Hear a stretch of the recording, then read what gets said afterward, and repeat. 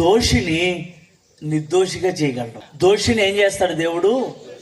యోబు గ్రంథంలో ఉంటుంది 22:30, నిర్దోషి కానివానినైనా విడిపిస్తాను అని.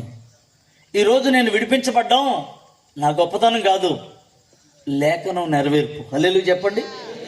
తన యందు భయభక్తులు గలవారిని దేవుడు విడిచిపెట్టాడు ఎన్నడు. దోషారోపణ చేయబడి దోషిగా జీవిస్తూ ఉంటే సమాజం అంతా ఒక పక్కనుంటే నేను ఒక్కడనే ఒక పక్కన ఉన్నాను, కానీ నా ప్రభు నన్ను విడిచిపెట్టలేదు. నిర్దోషి కాని దోషినైన నన్ను నిర్దోషుల సంఖ్యలో నిలవబెట్టాడు అని అంటే ఆయన గొప్పవాడు కాదంటారా? స్తోత్రం చెప్పండి. నేను ఒక వ్యక్తిని, ఒక మనిషిని చంపిన వాడినండి, అంతకుణ్ణి. ఈరోజు నాకు ఈ జీవితం లేనివాడిని, కానీ నా ప్రభు నా కోసం దోసేయ్యాడు. హల్లెలూయా. నన్ను రక్షించడం కోసం, నన్ను బ్రతికించడం కోసం, నా సంఖ్యలు విడిపించడం కోసం, నన్ను కాపాడడం కోసం కల్వరి యాగంలో బలి అయిన ప్రభు. స్తోత్రం చెప్పండి. ఆకాశానికి భూమికి మధ్య వేలాడిన క్రీస్తు తన రక్త మాంసములు భూమి మీద చిందించిన వాడే ఈ పాపినైన నన్ను, దోషినైన నన్ను నిర్దోషిగా చేశాడు.